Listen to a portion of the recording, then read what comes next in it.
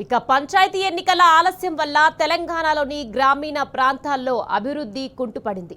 రెండేళ్లుగా పంచాయతీలకు రావాల్సిన 15వ ఆర్థిక సంఘం నిధులు నిలిచిపోయాయి. 2024-25 ఆర్థిక సంవత్సరంలో రాష్ట్రానికి కేంద్రం కేటాయించిన 1514 కోట్లు పంచాయతీలకు అందలేదు. బీఆర్ఎస్ పాలనలో ప్రతి సంవత్సరం సుమారు 1430 కోట్లు టంచన్గా పడేవి. గత ఏడాది సర్పంచ్ లేని కారణంగా కేంద్రం నుంచి ఒక్క రూపాయి కూడా విడుదల కాలేదు. పంచాయతీ ఎన్నికల నిర్వహణలో ఈ ఆలస్యం ఇలాగే కొనసాగితే 2025-26లో రావాల్సిన 1477 కోట్లు కూడా కోల్పోయే ప్రమాదం పొంచి ఉన్నది. రెండేళ్లలో గ్రామాలు సుమారు 3000 కోట్ల నిధులను కోల్పోయే అవకాశం ఉంది.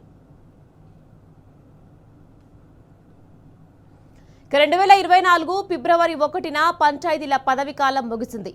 అప్పటి నుంచి ప్రత్యేక అధికారులు పాలన కొనసాగుతోంది. 15వ ఆర్థిక సంఘం మార్గదర్శకాల ప్రకారం నిధులు విడుదలకు పాలక మండళ్లు అవసరం.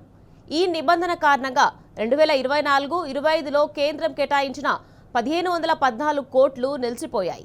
సకాలంలో ఎన్నికలు నిర్వహించిన ఆంధ్రప్రదేశ్కు 2109 కోట్లు, కర్ణాటకకు 1120 కోట్లు విడుదల కాగా తెలంగాణ మాత్రం ఈ అవకాశాన్ని కోల్పోయింది.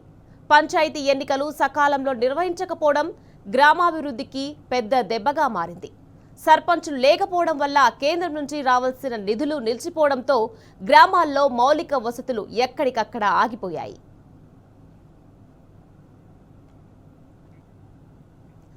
పదేళ్ల కేసీఆర్ పాలనలో ప్రతి పల్లె సింగిడి సకల సౌకర్యాలతో వర్ధిల్లేది.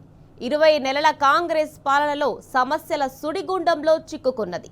కేంద్రం నుంచి 15వ ఆర్థిక సంఘం నుంచి కూడా నిధులు విడుదల నిలిచిపోయింది. పంచాయతీ కార్మికులకు సకాలంలో జీతాలు అందడం లేదు. బ్లీచింగ్ పౌడర్ కొనుగోలు కూడా కార్యదర్శి చేతిలో చిల్లి గవ్వ ఉండడం లేదు. మురుగు కాల్వలు పొంగిపొర్లుతున్నాయి.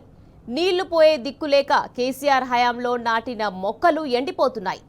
పల్లె ప్రకృతి వనం నర్సరీల ఆలన పాలన కరువైంది. ప్రతి గ్రామం కొనుగోలు చేసిన ట్రాక్టర్ మూలన పడింది.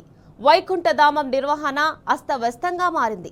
పంచాయతీ కార్యదర్శులు చెత్త సేకరించే ట్రాక్టర్లో డీజిల్ పోసేందుకు బ్లీచింగ్ పౌడర్ కొనుగోలు, తాగునీటి మోటార్ల రిపేర్, వీధి లైట్లు, పారిశుద్ధ్య నిర్వహణ, ఇతర రోజువారీ కార్యకలాపాల కోసం కూడా తీవ్ర ఇబ్బందులు పడుతున్న పరిస్థితి ఏర్పడింది.